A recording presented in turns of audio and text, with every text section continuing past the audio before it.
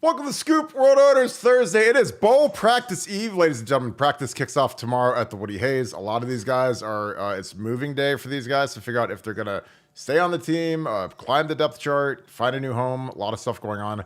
We're going to get into all that. The quarterback derby between the portal, Devin Brown, Cam Ward. We're going to update that.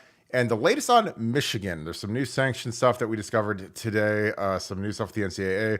We're going to get into all that to start it up. But first, as always, we appreciate you guys. Thank you always for supporting this channel. An announcement we made yesterday is that Super Chats up through Christmas are going to go into our Pay It Forward campaign, which we use to give basically memberships to our BuckeyesScoop.com website to people that are in the military. It's been a fantastic program, so we appreciate all you guys that are patronizing that. We had a nice surge yesterday, so it takes care of a lot of folks that are abroad, overseas, people that have family members that are serving.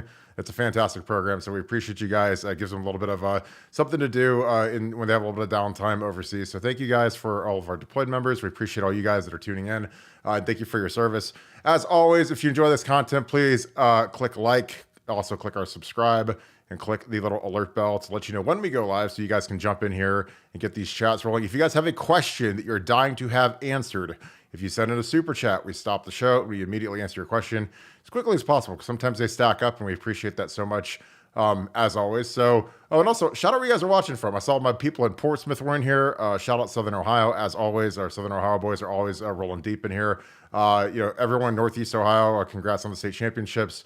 Florida, Texas, Georgia, California, all over the place. We appreciate you guys, as always, tuning in. And also Alabama. That being said, going to bring in my good friend, Nevada Buck. Nevada, we got a little scoopage on Jay Harbaugh. It looks like his fingers are all over the money trail, linking to Connor Stallions, so something that's kind of interesting. Again, I think this is going to be a slow roll, and then it's going to be, as you like to say, something that it starts off slow, but then everything happens at once, and all of a sudden the hammer will fall on these guys. But talk a little bit about what you heard about what's going on with Michigan right now. Well, what's going on with Michigan right now? First of all, thanks for everybody being here. Appreciate it so much. Really looking forward to sharing stuff with you guys today. Having said that, the NCAA's been kind of doing something different on this investigation with Michigan, and it's really predicated upon the fact that this is kind of an unprecedented situation because it involves competitive advantage in real time in the current season. So so for the first time ever, they've been sharing information with the Big Ten as they've been getting it, as they've been kind of accumulating it. And so you just have to, one, understand just from a context standpoint how different this is. Typically, the way the NCAA works is they do their investigation over whatever period of time they do, and then they make a big announcement. This one's been different because they've been sharing findings with the Big Ten in real time, and so that's that kind of creates an interesting dynamic as the stuff kind of starts dribbling out. So what the latest is, and the latest dump, and they've been doing this about every 10 days. They've been updating the Big Ten office. And the latest dump, what's really I found interesting. One, we've talked about the Jay Harbaugh. Jay Harbaugh's fingers are all over this thing. Jay Harbaugh was the trigger man. He was the linchpin. He was the guy that was kind of arranging between the money and the rest of the staff and Papa and kind of handling everything. But what I found really interesting is they make a reference. There's the whole issue about the 50 hours of practice time of OSU that was on the Michigan servers or on a cloud that was being accessed through the Michigan servers. They reference a person, and they don't give you a name, but they just say person A was the person who had given Michigan the access to the OSU servers that was basically a login that was controlled by the OSU webmaster. And so I found that really interesting that somehow they had the login credentials of the OSU webmaster to use this to access the OSU practice thing that was on the cloud that was used by the Michigan staff. So I'm not sure who that person is, how that person came to be, how they came to have it, but 50 hours of practice footage was on the Michigan servers. All the coaching staff was accessing it, but the login was the OSU webmaster's login and password, and that's what they had, and that's what they were using. So I found that to be very, very interesting, and it'll be interesting to continue to pull that thread and see where that one leads. Yeah, it's going to be interesting because, that's something like 50 hours. I mean, that's got to be at least probably 10 to 15 practices because, in practice, when they splice up the film, there's like O-line, D-line, there's wide receiver one-on-ones with the DBs. Like, so, you might only have a 2-hour practice. Like, you might practice from noon to 2, but you might have like 4 hours of tape by the time you break down all the individuals. So I would imagine if they were really getting into it, they would get mostly the team periods because that's what you're going to get the most out of. Like watching individual stuff doesn't really get you anything, but watching team periods, you can get formations and you can get potentially signals, you can get substitutions, you can get a lot if you watch the team stuff. So that'd be really interesting to check out. Again, I think this is going to be fantastic once it all comes down because you talked about all that, but then the gambling thing is the thing that I think is going to be the real hammer. You mentioned the agency that tracks gambling, and then UNLV is getting hammered by them right now because of some irregularities on the betting. Again, like pigs get fat, but hogs get slaughtered. When there's some major irregularity in the betting line, it sends up massive red flags and it gets investigated immediately. And that happened with Michigan and this Nevada. Talk a little bit about that. Is it U.S. integrity? Once they get involved, it's really, really ugly. Yeah, U.S. integrity. What the interesting thing about U.S. integrity's involvement in this is this involvement even predated the whole NCAA investigation, the Big Ten investigation, because the sharps in Vegas had basically gone to the head of U.S. integrity and had flagged the betting. They looked for basically betting inefficiencies where the teams outperform their performance at such a level. They have certain sigma levels that this was like a 7 sigma delta, deviation from the norm in terms of Michigan's second half performance over the past 2.5 years. And that was flagged from some analytical guys in Las Vegas. And so that was the first thing that it kind of cued them to that there was a potential problem. And then it kind of dovetailed with the Big Ten retaining them and asked them to look at these betting irregularities that rose out of the gambling cookies that were on Weiss's computer. Weiss, whatever his name is, the Michigan offensive coordinator that was kind of dumped, like just like quick. I mean, literally, like all of a sudden, one beat, bang, dumped, and all this is computer access crimes. Very, very weird situation. But anytime that it involves gambling, I mean, the penalties for that are very, very severe. The NCAA has just kind of clarified what exactly those are for player, for staff. It's incredibly severe. But when you throw that on top of the practice footage, the sign stealing, the disguises, the lack of cooperation, the ongoing NCAA investigation involving Harbaugh lying to the NCAA, like I said, it's a classic lack of institutional control case. And when this thing comes down, the wave's going to come down hard. And it's funny watching Michigan right now because you see on Michigan today where they leaked the fact that they've got a contract extension ready for Harbaugh. And you can just see kind of the posturing on both sides right there, where Michigan wants to be seen as, we want to be seen as supporting him, and we want to be seen as, we're standing behind our guy. But the reality is they've got these draconian termination clauses in there that involve any type of NCAA investigation, and Harbaugh's aware of that, so he doesn't really want to sign this because he knows that they're going to whack him the minute this thing goes down. So this is kind of spy versus spy, and just lots of interesting things going on. But look, the whole play ends for Michigan on December 31st or January 1st, when they play Bama. That's like the end of the line, man. When Bama throttles them and violates them on the football field, and then everything before this gets vacated. So I can't wait. That's going to be like Christmas and New Year's and Bowl Day and my birthday all rolled into one day. I can't wait for that one.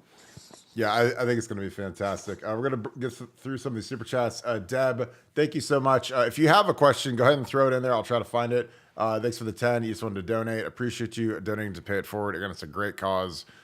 We give a lot of subscriptions to BuckeyesGroup.com away to armed service people. We have a lot of family members. Their sons are deployed. Daughters are deployed. So it's actually really fun. It's a good time of the year for us. So we appreciate you patronizing. Roddy24, thanks for the deuce. Who returns to OSU in 2024? Well, I who do I think is going to return? Trey Henderson. There's a lot of smoke he's returning. That's just one I can't buy until it actually happens. But I mean, there's a lot of smoke around Trey right now. I don't think Marvin's returning. I don't think Emeka's returning. I think JT, Tyleek, Mike Hall are all gone. I think Jack Sawyer returns. They got to find NIL money for these guys. I think Donnie Jackson has to return. He wasn't good enough this year. And he's offensive lineman, like a 3-and-out offensive lineman. You have to be like Orlando Pace to go early. You have to be like dominant, and Donnie was not dominant. I mean, he gave up a sack to end the Michigan game, so he needs to redeem himself from that. Denzel Burke is gone.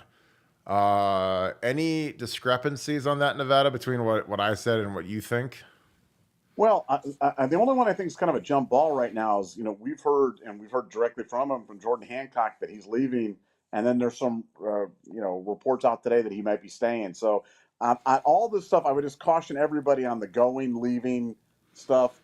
Take it with a big grain of salt, man, because we don't know. Because the kids don't even know. They could, and with NIL, they really don't know, because they could be like, I'm going. And then OSU NIL comes in with something that makes it palatable for them to stay, and they change their mind. So on all this stuff is educated guesses, but that's all. We'll tell you when we have it, but we don't have it. Kirk doesn't have it. I don't have it. No. We don't know, because the kids don't even know. And this stuff is, it's kind of like the Trey Henderson thing. Everybody at the Woody Hayes is saying Trey Henderson is returning, but Kirk and I aren't buying it, and just because it just seems so unreal. So we just don't know. We'll keep you up. As soon as we have something that's super, super solid, we'll let you know. But right now, a lot of jump balls, man, and a lot of uncertainty. Yeah, and NIL is the ultimate curveball, because, if we raise enough money, it really, if a kid's going to sign in the second round and get $2 million to sign, and he can get $1.5 million to stay here and improve his stock to where he can get real money, like, again, it's the ultimate deal now, because, again, back in the olden days, like 4 years ago, it was either all or nothing. It was either you go to the league and you try to get drafted as high as possible and you make a bunch of money, or you get undrafted or somewhere in between, or you stay in college and you don't make any money. But now these guys are making $500,000 to play a year. So, I mean, they're not starving. They're not destitute. They're not hard up. If their parents are struggling, they can front them some money for 1 year before they go to the league. So it's a whole different dynamic. I mean, now, I would stay as long as possible in college, unless you're a lockdown, surefire guy like Marvin, who's a top 10 pick all day long, doesn't have to run at the combine, doesn't have to do anything. He can just literally take the rest of the year off until the draft. He'll be a top 10 pick. I don't know why else. Well, I don't know why you'd say, unless you're like a lockdown first round pick. And Marvin's the only guy that's got a for sure first round grade. I mean, Mech is first, second, and the rest of those guys are 2, 3, 4.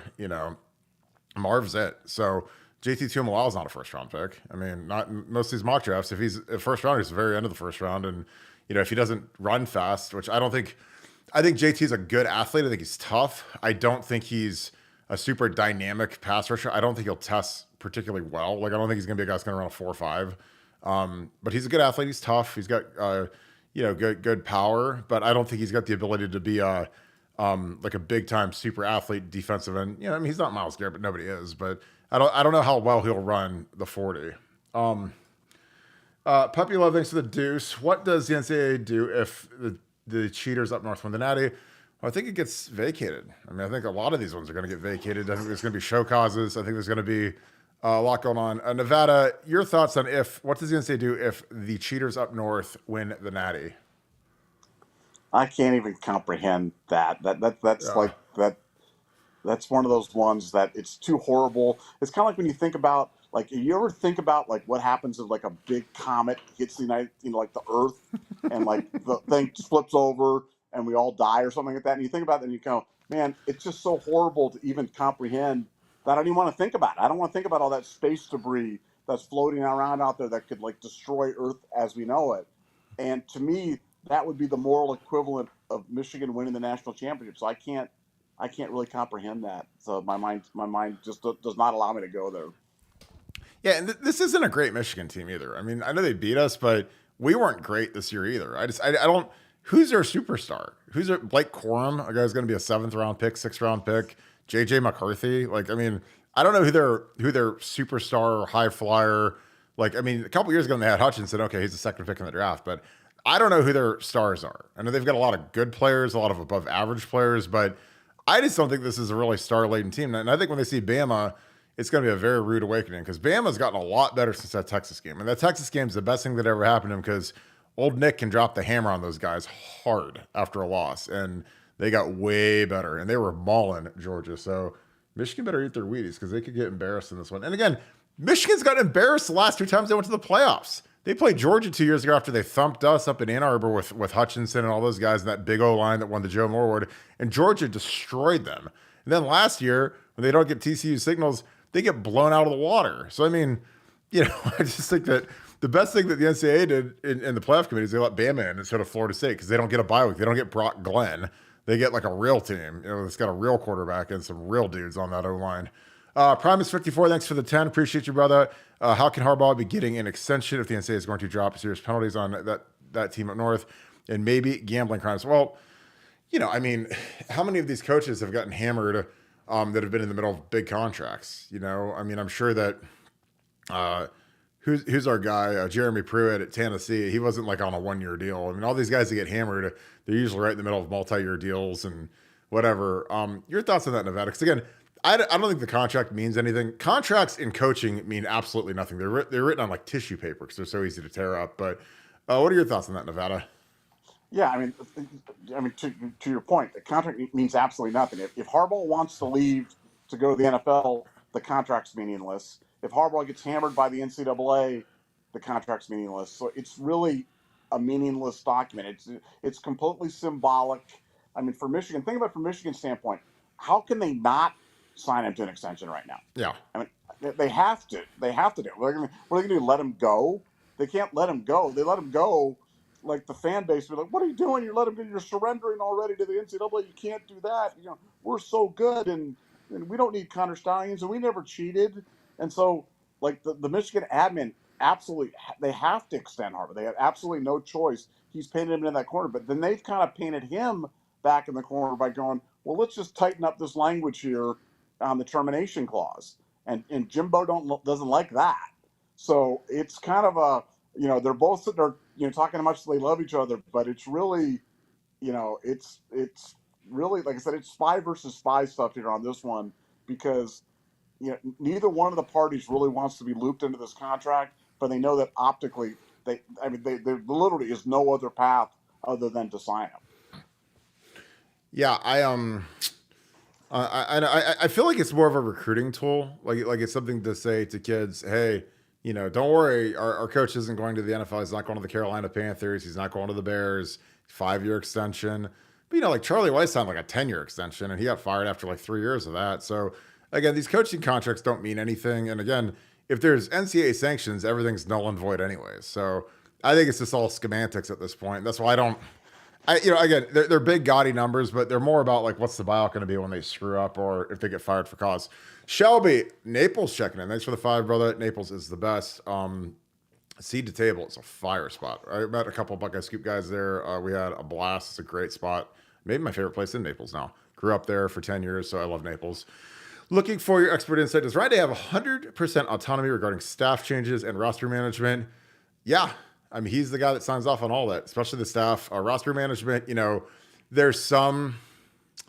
Obviously, the position coach has some say, but Ryan Day is the ultimate. I mean, he's in control of the whole roster. So, you're not going to be bringing in a kid unless Ryan Day stamps his approval on it. But obviously, you got to rely on your position coaches, Mark Pantoni, that whole crew to bring in guys. But Ryan has got ultimate authority over the entire program. So if he wants somebody gone, they're gone. If he wants somebody, to come in and replace, like stud with Justin Fry, it's happening.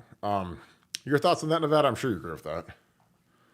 Well, yeah, it's just the way it is. I mean, and again, it's the way it should be. I mean, this guy is held to account for everything in Ohio State football. So, sometimes people are like, oh, how can you blame Ryan Day? It's not about blame. It's about responsible. He is responsible for everything that goes on in the program, whether he knows about it, doesn't know about it. So if Ryan Day had some guy named Connor Stallions dressing up like a Central Michigan coach, wearing spy sunglasses, recording signals, that's on Ryan Day. So, roster management, decisions, who stays, who goes, who gets a raise, who gets an extension, who's on. That's all on Ryan. And I mean, he's answerable to the athletic director, but any good athletic director obviously doesn't get involved in decisions like that, and any coach worth of salt doesn't let anybody dictate to him on that. And Ryan's kind of the final word. Yeah, I mean, I think the only time that someone else could have say over that is if there's just like egregiously poor performance, and there might be some sort of a conflict of interest, like the Brian Ferentz, Kirk Ferentz deal.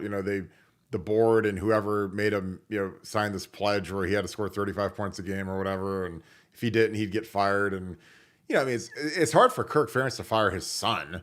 I mean, it's his son. It's his blood. And he's probably making $1 million a year to run the 135th rated offense in the country. But I mean, eventually, after like 10 years, like they had enough. They finally said, okay, he has to move on. He's not good enough. And that was one of the most stunning things I've ever seen. Because I was like, you think you just demote him to like a tight end coach or some worthless position, recruiting coordinator, and give somebody else the keys to call the offense, but they whacked him completely. So that was one of those weird deals. But I appreciate it, Shelby. I hope Naples has got some nice weather because it's getting cold up here in Ohio. J-Matt 217, thanks for the 10. Appreciate you, brother. I think is that Marv May come back. Okay, I thought you were saying Mark May, but Marvin May come back. Him and Trey want hardware. Yeah, I just, they can make a boatload of money, but man, like Marvin make like $25 million, and he ain't getting that in NIL. James was taking top 15 for the ACL, get paid, and got some hardware. Yeah, but JMO after 3 years wasn't, he wasn't in the realm that Marvin was. I mean, JMO had to go down to Bama and really ball out because JMO was going to be our number 3. He might have been our number 4 because I don't know if he was as good as Jackson Smith and Jigba, but he went down to Bama and had the best year he could ever dream of. He tore it up in the SEC, should have won the Blitnikoff, but they gave it to Jordan Addison. But I don't know. I think that if Marvin comes back, I mean, I think Trey would shock me more than Marvin just because Marvin's from wealth with his dad's long NFL career, but I can't see either of them coming back. I know there's a lot of smoke around Trey. We have big sources in the Woody Hayes saying Trey is seriously considering coming back, but like I'm telling you, running backs they have such a short career. They have such a short shelf life. I can't imagine Trey wouldn't be the number 1 running back on the board. I mean, this is a weak year for running backs, and Trey, I think, is a fantastic running back. But what are your thoughts on that, Nevada? I mean, I think this is kind of the time of year where it's like a pipe dream that like some of these guys that you think there's no way they'll come back, they think about coming back. It's kind of like Olave at the Rose Bowl a couple years ago was like practicing with the team, and he was like going through run through and walk through and team drills, and then he didn't play in the game, then he declared, and it was like one of those weird things. But what are your thoughts on that, Nevada? Well, we've actually been able to get a copy of Marvin's statement in advance, and I'm going to read it to you guys right now. It says, to the OSU faithful, oh, God. I've really thought about this long and hard, and I've prayed about this, and I dreamed about this. You prayed too.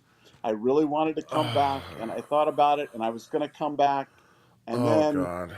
At the last minute, I decided not to come back. And so I'm reluctantly, with a heavy heart and very much sadness, I'm going to the NFL. But it was a very, very tough decision. And I really thought about it all last night. But I decided I have to go take the bag from the NFL. And so that's what I'm going to do. But that's the statement. And I hate to leak it. I hate to steal the kid's moment. But this is why you guys are here, for stuff like this.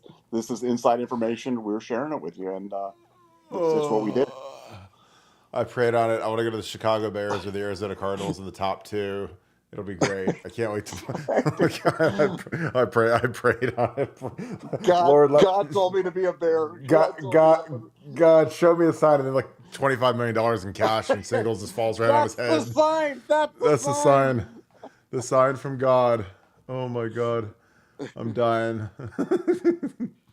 Sean Krutka, thanks for the 5. Star Report, Ohio State hasn't contacted Ward, and he's visiting Miami this weekend. Still consider him an option at OSU. Yes. They don't directly contact these kids. I mean, they a lot of the stuff happened last week, and it's between agents and high school coaches. I mean, it's like playing telephone. There's like 5 different, it's like 5 degrees of separation from like Ryan Day to Cam Ward. And it's like conduit, Ward, conduit, Ryan Day. Like, that's how the stuff works, So, I mean, Nevada, you heard some interesting stuff on Ward. Again, anything can change in this. Like, I don't know why these kids wouldn't go to Ohio State with Ennis, Tate, J.J. Smith. This offense playing in the Big Ten against Purdue, Indiana. Like, you're going to put up insane numbers. But these bags that are getting thrown around are crazy. So, but what are your thoughts on Ward, Nevada? Well, first of all my information on this stuff is coming from the agents. So I'll just tell you that right out. Sometimes I get stuff from the broadcast guys. I'll tell you I get it from the broadcast guys. Sometimes it's admin. I'll tell you it's admin. This one is from the agents. So what the agents are saying is that Ohio State's being very cagey right now about what they're doing because there's a lot of dynamics going on. Ohio State, think about it from their standpoint. They've got Devin Brown, who's just made a commitment to them to stay on, the old burn the boats reference right there. They've got Lincoln, who's obviously kind of hammering it, and Lincoln thinks he can play, and a lot of people think Lincoln can play, so they've got him in there. Then you've got Aaron Noland, who's kind of coming in, around the bend. And so for Ohio State, they don't really want to send the wrong message to those guys, but on the other hand, they want to find out what's out there available in the portal. They want to find out who's available in the portal. Then they want to find out who's available in the portal who would come in without a guarantee that they'd be the starter. Then they want to find out who's going to be willing to come in without a guarantee that they'd be a starter, and how much is it going to cost to get them to do it. So there are a lot of different moving parts of this. So, as Kirk said, none of this is being handled official. I don't even know what officially would mean, but this is all handled with the agents. 100% of it is handled with the agents. Yeah. That's where the information comes from, and the agents all know. And Kirk knows some of the agents that I talked to, and these are the top guys. These are the guys that are like the big boy quarterback agents, and they'll just tell you. They'll say, "Look, here's the thing. He wants this much money. He wants a guarantee. He wants that." So I think Ohio State's got to be. So don't trust any of the information that's coming out of the OSU mouthpieces on this, because they want to set a narrative. They want to put information out there. Oh, we're not looking. Oh, we haven't spoken to anybody. Oh, we haven't done this. Because they don't want to mess with the quarterback room. And we don't want to do anything to hurt Ohio State either. And again, I don't know who's going to be the guy. I just know that Ohio State's looking. Now, could they ultimately decide, something, we're just going to go roll with what we have? Could happen. But I think what would have to happen for that to happen is that Lincoln and Devin would have to look really good in bowl practice. And if they did, maybe they'll roll with that. And maybe that's what they'll go with going forward. But as it is right now, they're kicking a lot of tires. They're talking to a lot of people. There's a lot of names that are out there, a lot of names of people that have entered the portal, a lot of names of people that are about to enter the portal. So, this one I don't think this one's over by a long stretch. Yeah, I don't think so either. I think that this is a serious 2 weeks for Devin Brown. Devin Brown can go out and shred the defense and light things up, and they can say, okay, this is our guy. I think that if you put a gun to Ryan Day's head, that's what he wants. He wants Devin Brown to go out and play like a first-round pick. Now, that's hard to do, and the standard is the highest in the history of college football at Ohio State with Haskins, Fields, C.J. Stroud. But, for the culture and for the room and for recruiting, there's nothing Ryan Day would want more than for Devin Brown to just grab this thing in a chokehold and just dominate and have a huge bowl game and kind of set his path and his tone. Because, again, for every action, there's an equal and opposite reaction. So you bring in Cam Ward, Devin's gone. I'm just telling you. Cam Ward better be really good, and he better be, you got to do a lot of diligence on the kid's character. How's he going to fit in the locker room? Kind of the whole 9 yards. That's kind of why I think they called on Dante Moore. Dante Moore's a guy that, I know a lot. Ennis and Tate loved the kid, and they were in the All-American game with them, and I'm sure that whatever, but yeah, they didn't take him last year because Dylan Raiola didn't want to have another 5-star in front of him. So they took Lincoln. So it was after Brock Glenn to Lincoln, they wanted to have kind of like a bridge guy between the superstar, so to speak. And then Dylan was supposed to be the superstar. Now he ends up going to Georgia, so none of it mattered. But I think that, this is going to be as big of a 3 weeks as Devin Brown's ever had in his entire life. These bowl practices are no joke. They kick off tomorrow. These kids, a lot of these kids, they wanted more money, they wanted NIL money. They go into Ryan Day's office with their mommy and daddy, And now they get a chance to go, okay, let's go out and practice. Let's see if you're worth it. Let's go move you up with the ones or the twos and see how you do. If you're complaining about with the threes, okay, let's go block Jack Sawyer or Mike Hall or Ty Lake or one of those guys. So I think it's gonna be fantastic to see what these guys can do. And I think for Devin and Lincoln, this is gonna be a huge few weeks. Jonathan George, thanks for the 50. Appreciate you, brother. OSU grad at 95, great year. Blessed to own Cons Potato Chips in Ohio, proud snack company. Ooh, I love potato chips. Hit me up if you need some free samples. We always need samples. Samples are great. Again, wait a second. Wait a second. Did he just say free potato chips? Yeah, dude. I mean, dude, we love chips. We love water. We love Buffalo Wild Wings. They sponsor our show, so thank you, B-Dubs. Yeah. Again, you guys give me crap for drinking on my B-Dubs cup, but B-Dubs is our favorite restaurant because they believe in the scoop. So, delicious. And that normally has hot sauce in it, but I'm drinking water right now because I got done working out. I would love some samples. I'd love to put the brand on the air a little bit. So hit me up on Twitter, or you can shoot me an email. My email is barton145@gmail.com. And let's connect. So I appreciate you, brother. Thank you for the 50. Hopefully, any of you guys that are on here, Cons potato chips, we're going to find them and we're going to eat them. I hope you have sour cream and cheddar because that's always the best flavor by far. Nevada, what is your favorite potato chip flavor? Thank you, Jonathan. Is there another chip than barbecue? I didn't even know there were other chips other than barbecue potato chips. Dude, sour cream and cheddar is the meta by far. Put your favorite potato chip flavor in the chat. I want to hear that. Fanbo Jenkins, thanks for the 1098 Scoop Ultra member also. Appreciate all of our Scoop Ultra members. That is growing like wildfire. And the Scoop Ultra memberships for this month are also being donated into Pay It Forward to help fund some memberships for our overseas people. It's really important, so we really appreciate you guys.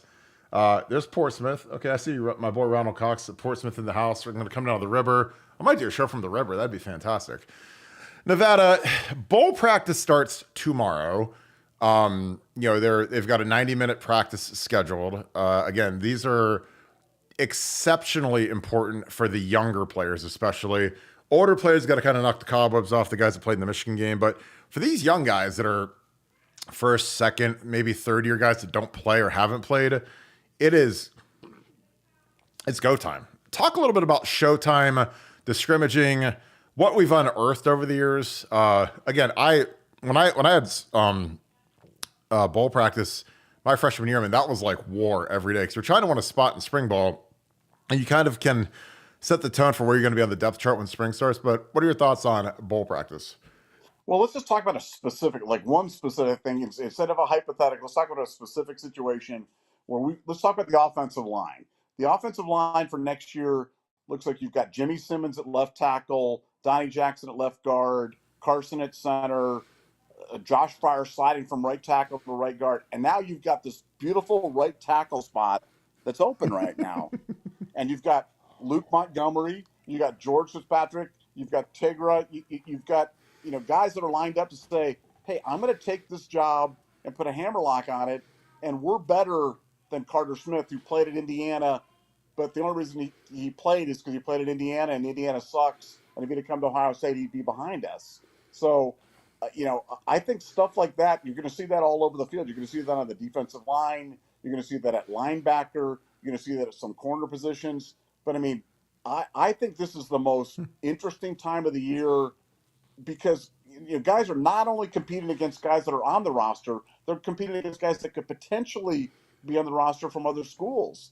And so, man, this is the ultimate pressure. It's kind of like in golf. I've always said in golf, when you see in golf and you see some guy lining up a putt, and you're like, oh, wow, this is $1 million putt for this guy.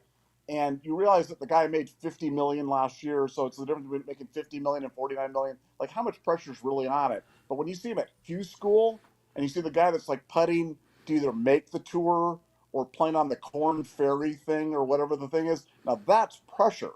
And so for me, this Showtime bowl prep, man, this is the pressure. This is the difference between, am I going to start at Ohio State? Am I going to play at Ohio State? Or are they going to just, kick me to the curb, tell me that I'm not good enough, bring somebody in from the outside, and you're going to see my name in the transfer portal. So lots of drama all over the field. And, from my standpoint, it's the most riveting time of the year. With NIL and with the transfer portal, it's made it even more so than Showtime in years gone by. So no, I can't wait. And then the ultimate prize for all of us is we get to see this in the bowl game, because we're going to see guys in the bowl game that that are basically auditioning to see whether or not they're going to be here next year or not. And that's a completely different pressure than we've ever seen at Ohio State before, and it's unlike anything that I've ever seen before. So I can't wait. I agree. Joe Royer has just entered the portal as of about 10 minutes ago. So that was something that we had that tip earlier today, and I don't like going with that until it actually formally happens. But Joe Royer is in the portal. Good luck to Joe. He's had a rough run here. His mother passed away. He's had a lot of injuries, so hopefully he finds a good home.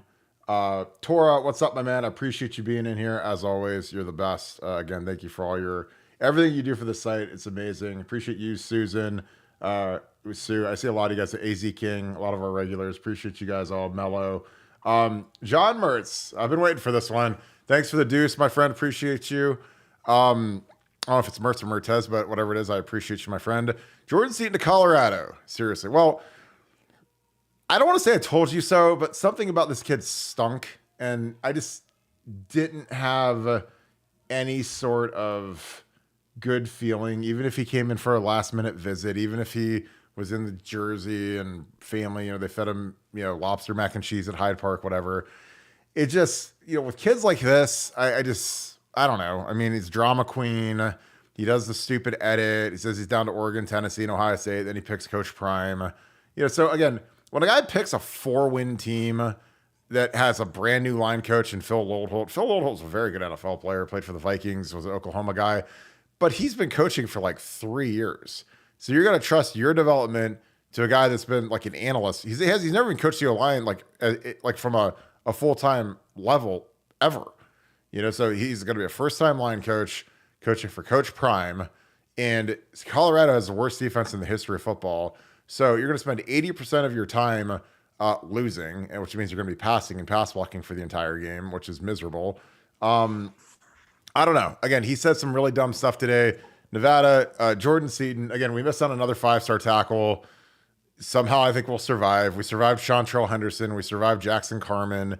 The world ends every time we miss on one of these idiots, and it just doesn't faze me. I don't care.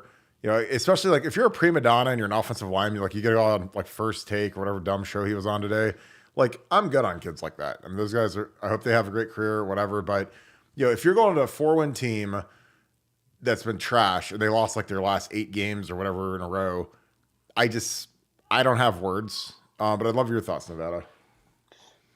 Well, look, I don't have a problem with him going to play for Coach Prime. I don't have a problem with his stupid edit. I don't have a problem with him. I mean, shopping it, spending 3 weeks or 3 days shopping in Beverly Hills or taking the bag or doing anything. The only thing that bugged me about this whole situation was when he made it racial. Like, when he actually went up there and he's like, I want to play for a coach. Why shouldn't I support a coach that looks like me? And I'm like, man, I thought we were trying to move past that. I can't even imagine what would happen if like a white player had said that. Like, I want to play for a coach that looks like me. To be like, oh my God, the world would have ended at that point. Like, everything would have just like exploded. And I'm just like, man, I would just hope that we could move past stuff like that.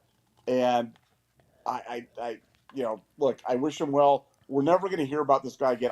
I would bet anything that I own that this kid will not ball out in college football, because guys like that just never seem to be the types of players that we expect them to be. And maybe this guy will turn out to be the next, Orlando Pace times Burt Carton times Corey Stringer, but I just don't see it. And good luck in Colorado, or good luck. And then we heard late this afternoon that despite him announcing for Colorado that he still might take an official visit to Oregon. So it's Jesus Christ. Well, I mean, it couldn't get any weirder. It just got weirder. So, yeah, good luck. God. Good luck. I can't even get mad at Fly on this one. I'm just like, yeah, whatever. It's fine. Let's move on next. You should just set the egg timer for when he's gonna hit the portal in 11 months or so. It's crazy. Shane H, thanks to the 5. Appreciate you, my man. When we need 1 yard or less, why are we still in the shotgun? I have no idea why we don't quarterback sneak more. What's the advantage of being in shotgun on short yardage? There is none at all. I think that the only time there's an advantage is if you're in gun and you hurry up and then you run a real quick read option play, because you see teams do that all the time. They get, if you get a receiver tackled at the 2 yard line, you'll see the team run up to the line, go as fast as possible, snap the ball. Defense isn't lined up. You run your tight zone play. We used to do that all the time. And I mean, LSU does it. Florida State does it. Bama does it. You see teams do that all the time. And it's like, it's almost unstoppable, when you do it. Because guys, you can't get lined up. They can't sub in their goal line defense. But if you need a yard or less, like the thing I would do is I just go shotgun, hurry up, read option as fast as humanly possible. Because I think that's, if you go hurry up, you're gonna get base defense. They don't have time to call a blitz in. But what are your thoughts of that? Again, I know you're the king of the quarterback sneak, but would you be in shotgun on short yardage? Well, it depends on how short. Under a yard, I'd be quarterback sneaking every time, and if it was third down, I'd quarterback sneak twice and make them stop me twice. On that.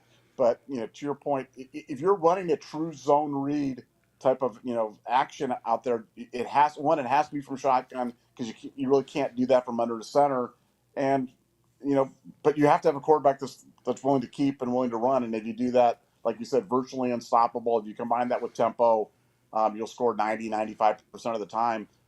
It's the only reason I can think back. But yeah, every time that I need 6 inches going forward and I'm snapping the ball 3.5 or 4 yards backwards, doesn't make a whole heck of a lot of sense to me. And when other teams do it, I'm like, well, thank you for doing that, because there's the opportunity to, for a bad snap or a fumbled snap or some sort of mayhem to go onto the backfield. So yeah, I'm not a big fan. I got some Ennis tape rolling. I think it's about to be Brandon Ennis season during bowl prep. I think this guy's going to be the monster next year with Carnell. Again, Julian Fleming taking off. I think, you mentioned in your nugget today, like buy every ounce of stock, go take out another mortgage, go get as much money out of the bank as you can and invest, buy Carnell Tate stock. Because like they moved him to Z behind Julian Fleming, and now Julian Fleming's gone. So there's no more of the seniority gets to play and the older guy gets to play, and Carnell's going to seem like Carnell's going to be breaking the huddle the first snap as the starting Z in the bowl game. And that's going to be awesome because he is an animal. And I mean, like him and Devin, this is the thing you got to remember. Devin ran with the second team a lot this year. Probably 90% of his reps are with the twos once the season started. And Carnell runs with the twos. So he's going to have more chemistry with Carnell than he is with Marvin or Mech. Mecca missed a lot of time. And when he was going, I'm sure he was with the ones with Kyle. So that'll be something interesting to watch. And Brandon ran with the twos a lot too. So, again, I put on some high school stuff because you can kind of, I know Brandon had that big catch versus Purdue, but you kind of see what this kid can do. I mean, he's a kid that I think is a freakazoid, and he's just a nasty player. Like, he's a guy that's a tone setter, and I'm just really excited for him because, like, those guys know they're about to be playing in this game. Because, I mean, I as much as I would love to hope and dream that Marvin wants to come back for his senior year and play in this game, I can't see it. And I don't think Emeka is going to come back either. So, but when you have guys like Ennis and Tate, like, I don't really care. It's kind of like when we lost Garrett Wilson and Olave, and we had Jackson Smith and Jigba and Marvin go off in the Rose Bowl. It's just as fun. It's just as good. Nevada, who are some other guys? And I'll give you guys like kind of like what bowl practice is. Bowl practice, it's broke up into 3 phases. They do like a fundamental phase, they do a game planning phase, and then they do the phase that's literally at the bowl site. You go to the bowl site about 5-6 days before the game starts. You do 2-3 practices there. But the fundamental phase is like they're gonna grind you a little bit. They're gonna scrimmage you. They're gonna get after you a little bit on Saturday, and I think that that's good. I think that you gotta really have physical bowl prep, especially in the early weeks to get the rust off. These guys have they haven't played in a couple weeks. Some of these guys haven't really done much since camp in terms of really physical reps. They do scout team stuff if they're with the 2s and 3s. So I think that getting good on good scrimmage work, getting film is critical for Ryan Day and the offensive and defensive staff, because a lot of these kids are belly aching about where they are on the depth chart, where they are in the team. Why am I not playing? Why am I with the 3s instead of the 2s, or the 2s instead of the 1s? And this is an opportunity for Ryan, to rest some of the older guys. You don't need to kill Jack Sawyer and JT after those guys played 1,000 snaps this year. But get Kenyatta out there with the ones, get Caden Curry out there with the ones, get Hero Canoe out there with the ones, get some of these tackles, get Tigra and George Fitzpatrick with the first team right tackle, and maybe try Fryer a little bit right guard, get Matt Jones out of there a little bit and start transitioning. So I think it's going to be really interesting to see what the rotations look like. We'll get that from our sources, and just again, a lot of these guys, a lot of our backups are getting offered $200,000 or $300,000 to transfer out.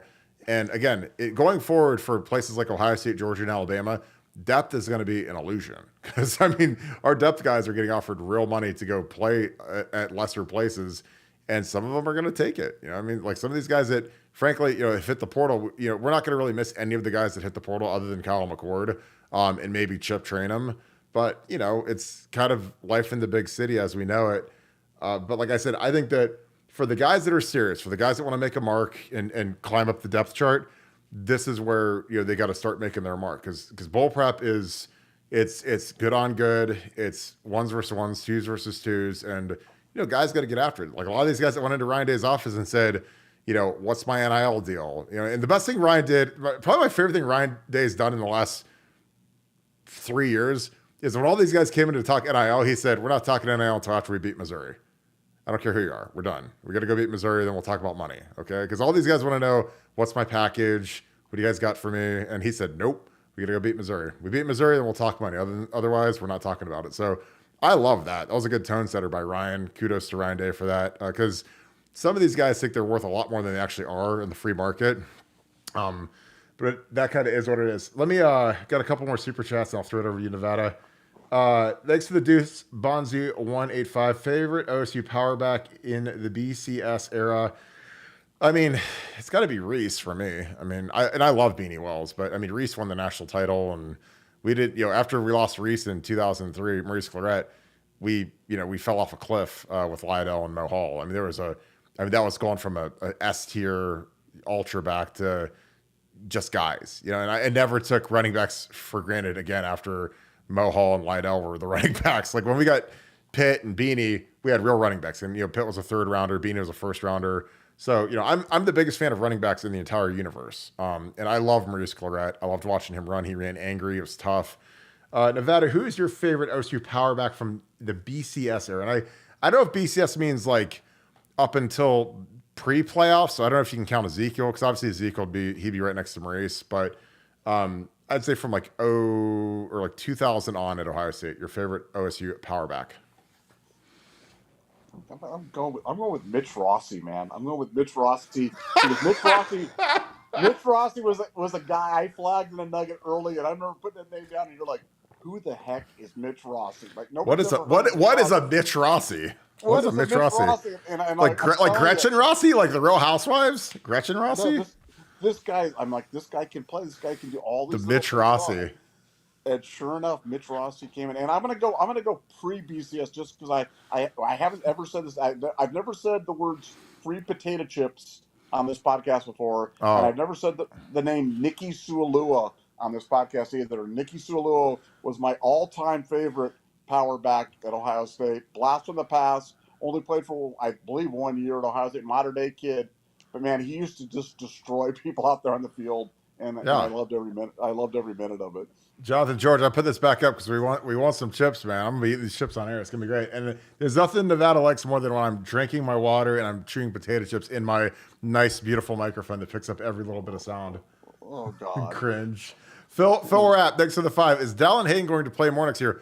Well, he's gonna have to. We're gonna have especially if Trey's gone. If Trey's gone, Dallin might. He might have to hit the. He might have to start icing up like tonight. Because we're gonna have him and James Peoples, and if we hang on to Jordan Lyle, it'll be fantastic. But, he's got to play. There's been a plan. They redshirted him, which I thought was idiotic. Because again, I don't think there's ever going to be a time where we're like happy that we have a 5th-year starter at running back. Because again, like if you're a 5th-year starter at running back, that means that we've just been terrible at recruiting. You need to get guys that are 3 and out running backs like Beanie, like Maurice Claret. He was 1 and out. Like J.K. Dobbins, like Ezekiel, and I still think Trey's going to go. Again, I want to believe it. I try to believe it, but again, like of all the guys that need to go, like Trey needs to go. Like, I mean, let's be real. He's a first round pick running back, second round pick running back. He's the best running back in the draft. So, but Nevada, I mean, Dallin Hayden has to play a ton next year, right? Well, he sure thinks so, and I sure think so. So yeah, I mean, I can't imagine the scenario Trey staying, Trey leaving. Whether I mean now Etienne put his name in there, say he's a potential transfer. I just can't see us getting him. Now maybe we'll get more information tomorrow, and that changes things. But no, I think Dallin Hayden's going to play. And every time Dallin Hayden's gone out there, he's done well for Ohio State. So if anybody deserves it, he's been patient. He's been a good soldier, and he's been productive every time he's had a chance to step on the field. So I think give him carries. Why not? And this is James Peoples' film. And like you guys, again, like last night, James Peoples he's the truth. I mean, this guy is a dynamite guy out of Texas. And watch this run. Look at this willpower. He's got 3 guys trying to tackle him. He breaks all of them, gets in, does like a 360 Dominique Wilkins thing. But this is a kid that, if this kid starts as a freshman next year, I'll be ecstatic because he is a dynamite running back. He's a great kid. We actually had him on SWO a couple months ago. But just a superstar, a kid that's got a lot of upside, looks like Ezekiel Elliott, pulls away from guys, again, like the breakaway. I love the breakaway guys because that all of a sudden, there's nothing better in the universe if you're an offensive lineman than when you see a guy running like 70 yards down the field and you can just go walk to the bench. You don't have to do anything. It's the greatest thing in the world. Tater Buck, thanks for the 10. I think this is a shot at you, Nevada. And OSU is always next man up. I completely agree. And that's why I don't care about Jordan Seaton or whoever. Leave the barbecue chips to the horse. I don't know what that means, but I think that Nevada, you're a horse because the horse head. Is that what it is? Man, that hurts too. But I could go with like standard chips. I like standard chips. I just don't like the exotic chips. I don't like sour cream and onion. That's like too hoity-toity. That's Burt Carter used to be a tough right tackle, like mean guy and stuff like that. I love sour cream and cheddar. Sour cream and cheddar is the best flavor ever. Are you crazy? You're so soft, man. Oh my God. That's such a soft flavor. Wait, aren't you the guy that likes baked potatoes and like loaded baked potatoes? Didn't you at your 5-star restaurant say that you wanted to have a baked potato on the menu and your Michelin chef dude was like, we can't have a baked potato. That's too hillbilly and Midwestern. And then you're put a baked potato on there. What's on a baked potato? Sour cream, cheese, I don't butter. Like sour cream. I like butter and bacon and cheese, but I don't like sour cream. I just don't. I think it's soft.